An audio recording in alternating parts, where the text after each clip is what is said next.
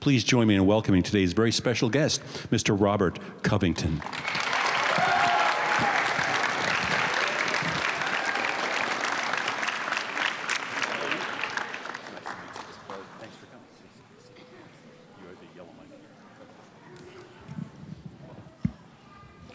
Well, welcome to the Hall of Fame. What a joy to have you with us. Oh, thank you for having me. What an amazing journey you've been on. If someone had said to you as a little boy in Bellwood, Illinois, that your life would take this remarkable story and you'd be an established player in the NBA someday, would you have ever had a guess that was going to happen? Honestly, no, because I was always overlooked. Growing up, I was told a lot that I wasn't good enough or wasn't the best, or I couldn't compete with the best. So it kind of gave me my my grit, my grind, sure. That determination that always playing with a chip on my shoulder just to prove people wrong. So as time went on, I built that courage in myself and that determination, and having that alone was what got me to where I am today. Well, I've been to a lot of places in Illinois. I've never been to Bellwood. What was life like as a little kid growing up in Bellwood, Illinois? It's a nice suburb. We moved out of the city when I was young. My mother had my brother, and we kept both my brothers at the time, and we moved out in 2000. So I pretty much been there my whole life. But it's a really nice city. It's right next to Maywood. It's a lot of greats that came out of our rivalry school, Proviso East. I'm one of two players that have played in the NBA from my school. So. That area, it's a lot of good basketball players. Yeah, were you involved with a lot of other sports as a little guy growing up, or? I played football. Really? Yeah. Was that your prime sport when you were little? That was the first sport I actually played, for a team. Yeah. And my dad was my coach. So, yeah. I really enjoyed that. But after my freshman year, I stopped because I felt like basketball was my true calling. Yeah, but you were not a big guy, and if I remember reading correctly, you got cut from middle school teams and you got cut from elementary. It was hard for you to make a team originally growing up, and so that's kind of set the pattern for you, overcoming obstacles every step of the way. Yeah, the first team I officially played for, as far as my school team, was high school. I was a freshman. I only played basketball. I didn't start playing basketball until my 5th grade year, and I played on a rec league team. Then I played for this program called the Traveling Wildcats my 6th grade year. Played half a year, and then my 7th grade year I didn't play at all. My mom disciplined me. I didn't hold my end of the bargain as far as when it came to the class. So my mom didn't allow me to play basketball the entire year. Then my 8th grade year I got cut. Same team, everything, but by me missing that 7th grade year, they felt like I couldn't be a part of the program. Sure. So I went to a whole nother team and ended up playing against my former teammates and everything, and play with a chip on my shoulder. Sure. And it was a great feeling to go back and beat them people that that overlooked me, and even though we all grew up in the same same area, it was good to see that I could beat them same guys that people told me I couldn't be a part of. Sure. Well, you mentioned that your mom sitting you down for a little bit. Academics were important in your family. Always something that you had to focus on. Yes, absolutely. My mom always said that basketball is first. I mean, not basketball. Books are first. So she made us make a deal as far as we had to have a certain grade point average for us to be even eligible to play, and that's on her own. Like not even with the school or with the team or whatnot. So that's what kind of giving us a better understanding of how important grades was, how important school was, because a lot of people misfocus that. And tell me about two coaches who maybe had an influence along the way at that young age, Kevin Dockery and Tommy Miller. What did they see in you, your high school coach, that other folks perhaps had not seen? Coach Doc, he was the one that kind of found me on the circuit. My high school coach, Tommy Miller, he gave me an outlet. He always told me that he wanted me to shoot the ball every time I touched it, but I wasn't that type of player. So just in general, both of them guys, they played a major impact. Coach Doc, he was the one that kind of brought the shyness out of me, the the grit, the anger basically that was bottled in, and that playing. I was the only kid on my team from the west side of Chicago. Everyone else was from the south side. So, you know, being a part of that just showed that, you know, they believed in me. And it was actually after we played in a tournament out around that area is where they kind of found me. Had an unbelievable game, but nobody knew who I was because nobody had heard of me. Right. It's like I was from the city or whatnot. So, you know, the team I played was Antoine Walker's AAU program. So it was a journey. You know, he brought me on, and you know, from then I haven't looked back, and that's what kind of got that extra, you know, oomph about myself. And it just playing, you know, watching him and listening to how he acted towards, you know, all the players. That's what kind of helped everything out. Well, it sounds like your game really started to develop. Like in your junior year in high school, you grew. I knew you actually got taller, and you actually could shoot pretty well. And you didn't have the avalanche of D1 schools rushing, and they didn't know who you were for a while. Yeah, I grew. You know, going into high school, I took a major leap. This was the first one. I jumped from 5'9" to 6'3" before the basketball season even started. Wow. So that transition was very painful. But, you know, over the years, I've grew almost 2 inches every year. Going into my senior year, I was standing at 6'7". But I was frail. Like, I was small. I was super small. I was, I want to say around 165. There's nothing wrong with being slim, 165. Yeah, exactly. No, at that point, you know, people thought that, you know, by seeing my body frame that it couldn't compete with the best. But when they got on the court, you seen a different aspect. Now, I was playing with the biggest and the baddest of them, but, you know, people see, you know, that image or whatnot, and they was like, we don't know if he gonna be able to compete. But, like I said, I didn't have an array of D1 scholarships. I only had 2. You know? But if I heard correctly, even when the coach from Tennessee State actually came up to watch you play, even that, there weren't enough players on the court to have a full game. It was a 3-on-3, and we played half court. It was, you know, I first met, you know, the assistant coach, Dana Ford, at an unsigned senior showcase. This was probably a month before I graduated high school. Wow. So he seen me at that. A week later, they in the gym watching us play 3-on-3. The following week, I'm there on a visit, and the other school that I went to, it just didn't feel right. I go down to this school, you know, they told me, you're gonna have to come in, you're gonna have to work. We're not gonna give you anything.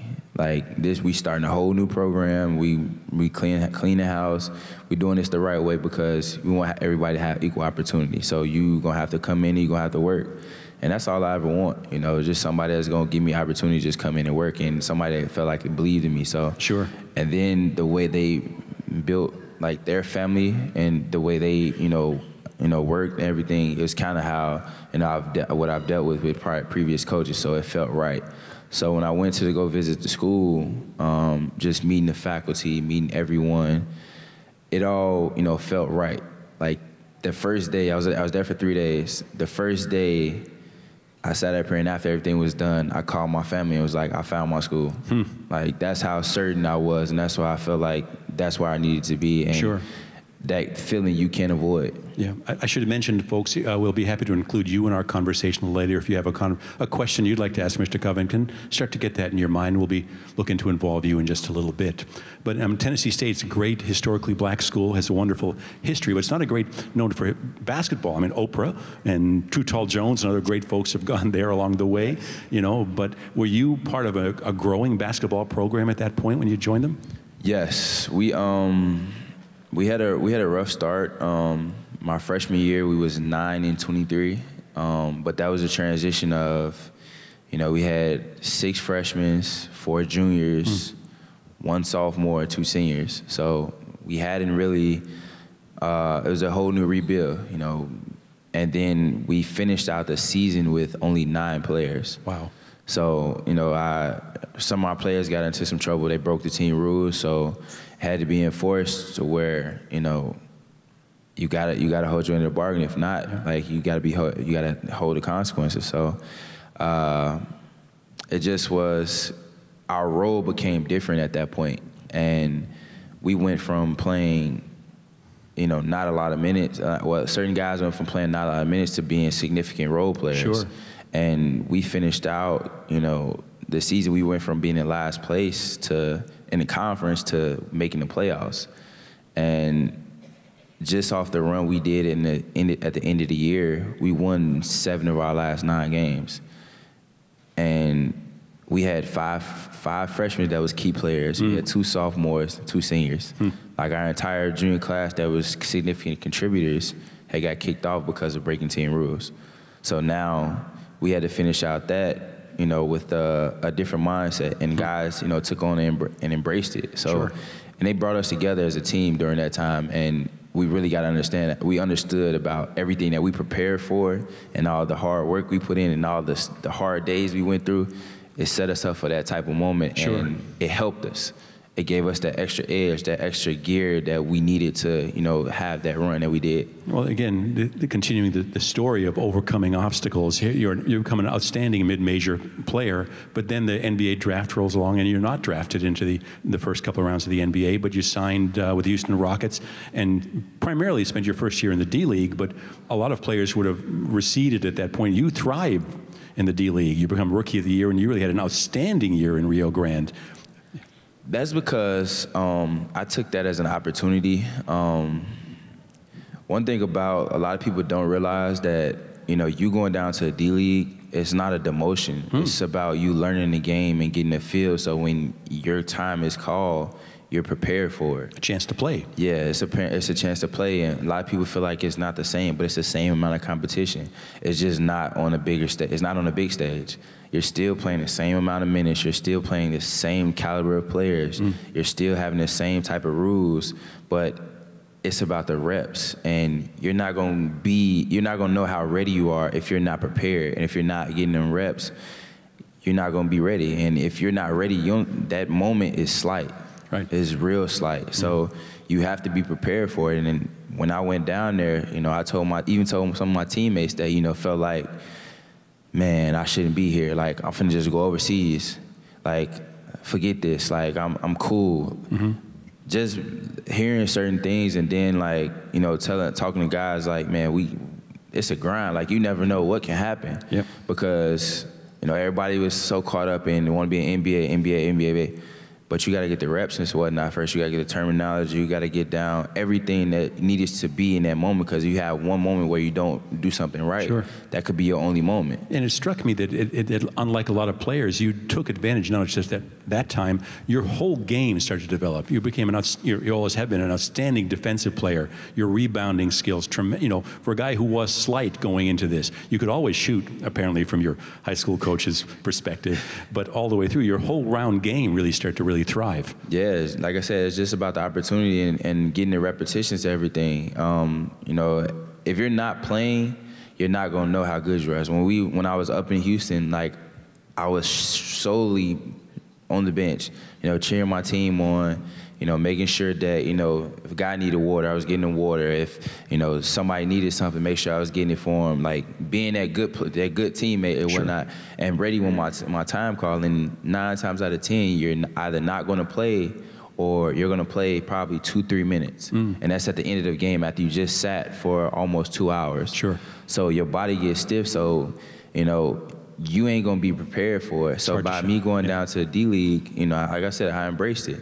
But not even my teammates, I made them embrace. And there's another obstacle that comes along, of course. It looks like you'll make the Rockets, but the Rockets said, no, it's time to move on, and you end up on the 76ers at that point, kind of the bottom of the process, as they, where they were really going through a lot of losses, a lot of players coming and going, and only a couple of you really stuck and thrived, you and T.J. McConnell, perhaps, who were teammates through the whole thing. What was it like? Philly is not noted for having warm and friendly fans when they aren't winning. What was that like to join that team when they were winning 10 times a year? They're definitely not. But Philly is a great city. I really enjoy playing there. Like, the grit, the grind, everything about it. Like, it's a toughness about them. And you know, they're not no easy pushovers. No. But you don't want to sit up here and be in a city like that. That's going to just brush off everything. Like, but throughout the whole process, you know, of us, you know, getting to where we was last year, you know, everyone was saying, man, we waiting. But like, everybody was still praising us for what we was doing, like still showing up each and every night, you know, leaving it on the court. Yeah, we was inexperienced or whatnot, but they loved the passion that we brought. They loved the energy. They loved the fact that we're actually out there trying, not just going through the motion. And that's what a lot of people respected more about us. And then we got more respect around the league because, you know, people would say, even though we're not winning, you couldn't tell that we wasn't winning because when we go out on the court, we're going to go hard for 48 minutes. Sure. We're going to give it all for 48 minutes.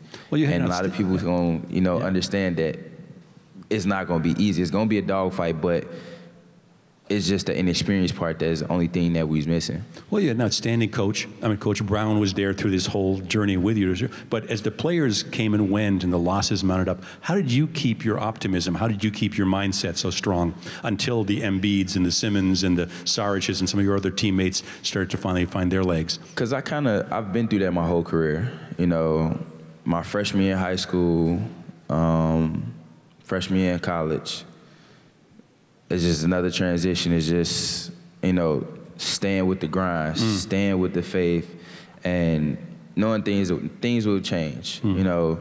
But each and every day, you can't get discouraged just based off of you losing. Like, you have to go in and you still have to go in and perfect your craft. And that's what, you know, drove us. We had a good coaching staff that kept us going, like kept us involved in so many different ways that it just made us, you know, want to be there for a certain amount of things. And that's what was really good about us. You know, our coaching staff was really great about that, and they was really big on player development. So that's what helped us a lot. And, you know, mainly with us, it's always been like that. And did you manage to, as you developed your game again, as your game continued to develop? That's me. It's me. Yeah, sorry. As your game continued to develop, you became known as an outstanding 3-and-D player, really guarding some of the toughest wings and players on the court every night. How, again, is that a mindset to get yourself ready for that each night, that challenge? Yeah. My coach, my player development coach that's now in Atlanta, you know, when I first got to Philly, Coach Brown gave me an obstacle. He gave me a challenge.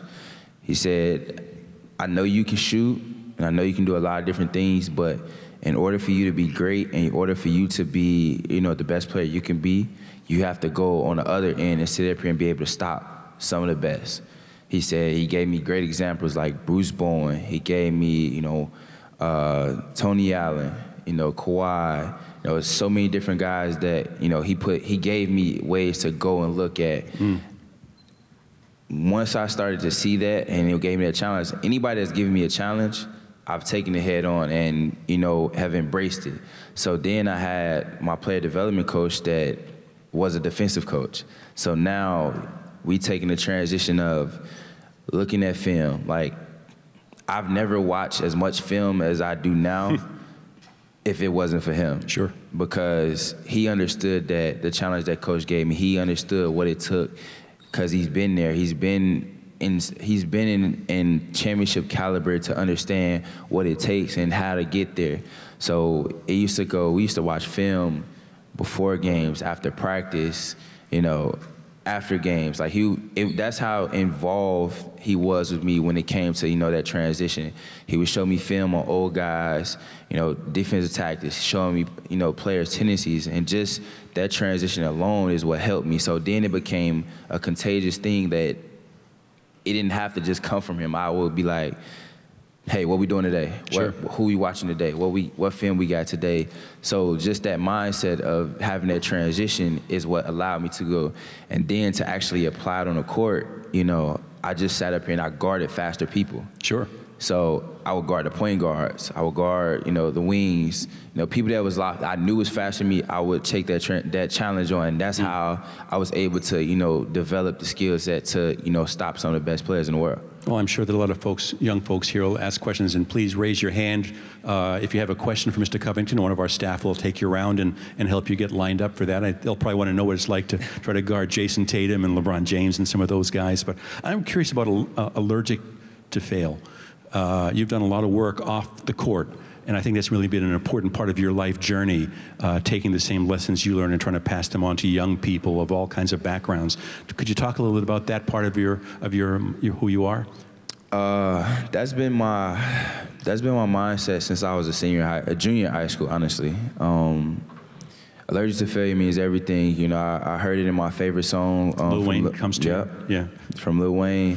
Yeah. So just having that mindset, you know, each and every day, you know, if you're not preparing for something and you're not doing the right things, no matter what you do, there's always a lesson in everything you're doing. And even though you don't accomplish something the way you wanted to, doesn't mean it's over with. It's another way you can prepare for it. It's another way you can sit up here and get things done. If you can't do it get it the first time, don't sit up here and stop. Right. Because it could be another way you can figure it out to where you can get to where you want to go. And my mindset has always been the allergic to failure, because my course of how I went, you know, and did everything, if I would have stopped after the first time, somebody told me I can't do something, I wouldn't be where I'm at today. Oh, yeah. So having that mindset, you know, throughout my entire career, I listened to this same song before every game. Really? Since I've been playing, I've listened to this song every game. And just a constant reminder, like I even wear these, you know, bracelets that say active faith. So, you know, it says, in Jesus' name I play, because it's all about faith. It's all about having that mindset and believing in yourself that no matter what you do, like if you don't succeed in something, try again. If you don't see it after that time, just try again. Never give up on what you're doing, because if you give up, then you're not believing in yourself. Faith and one thing that I've done my entire career, I've had a great support system, and I've always told myself that the only person that can stop me from doing what I want to do is myself. Faith and family, absolutely. Exactly. Why don't you come over, first one, and please introduce yourself and ask your question for Mr. Covington. What's your name? Charlie. Hi, Charlie. What's your question? Who's your favorite teammate? All of them, I bet. That's on the spot. Yeah. I'll say my favorite teammate, because of his personality, is TJ.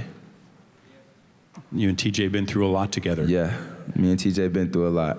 Absolutely, through the wars. Come on over. Your name, please, and your question for Mr. Covington. Owen. Hi, Owen. What player inspires you the most? What player inspires me the most is my favorite player, Scottie Pippen. It's pretty good. Yeah, that's the reason why I wear 33 too. Yeah, Hall of Famer, Scottie Pippen. Come on over. Your name, please, and your question for Mr. Covington. What's your name? Jeremy. Hi, Jeremy. What's your question? When you were young, who was your biggest inspiration?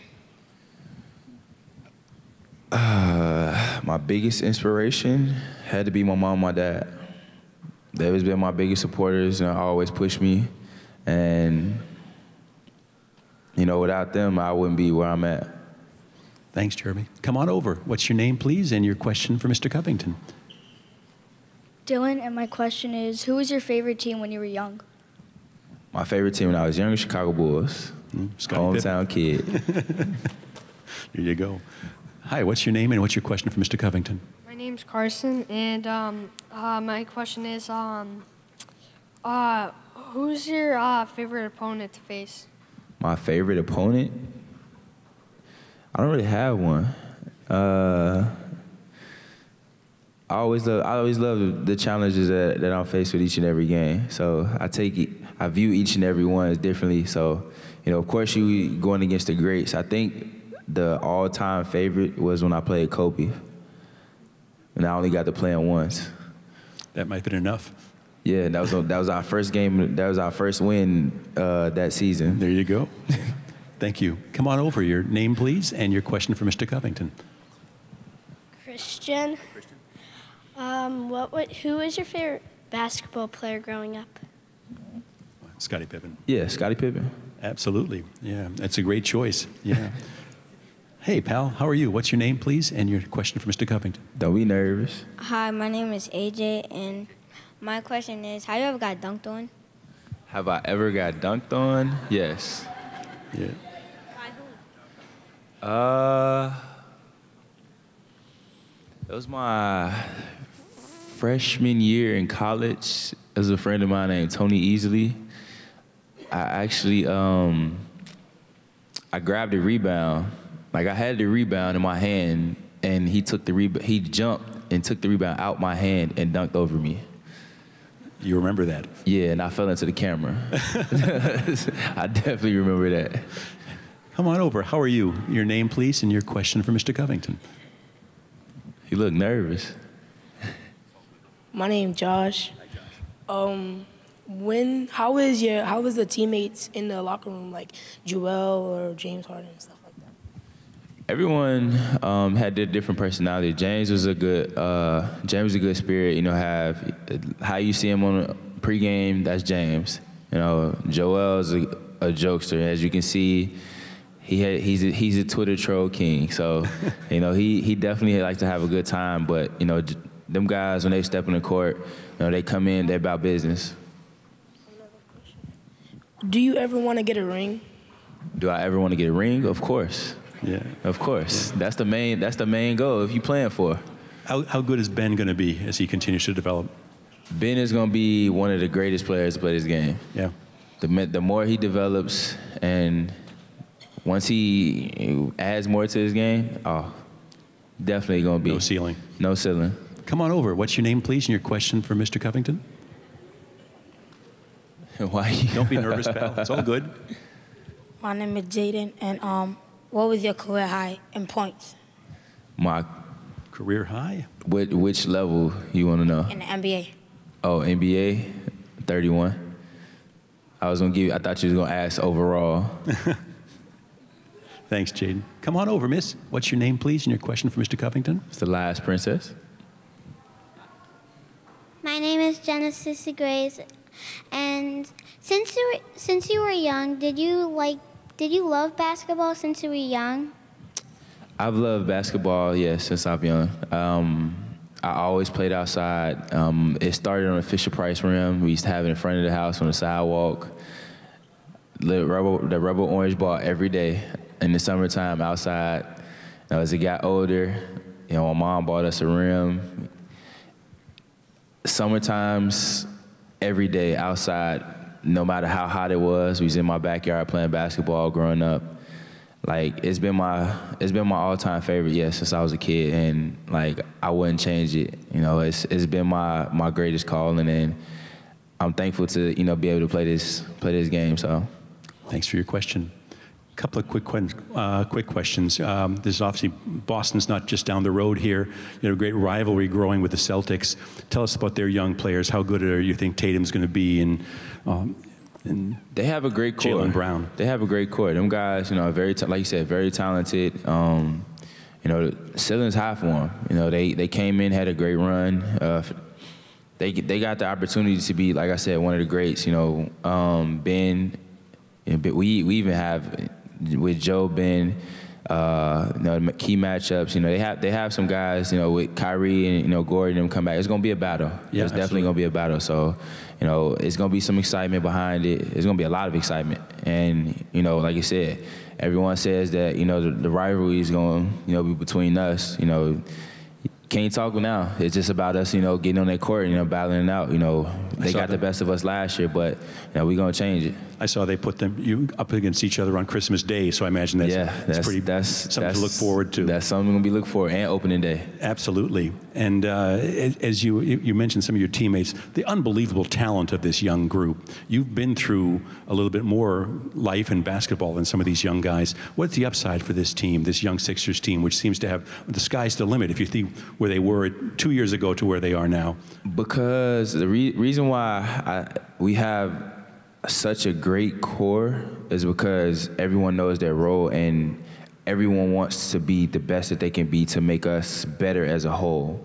Like, no one's trying to go outside of themselves. Everyone understands the bigger picture. Everyone understands what we've been through.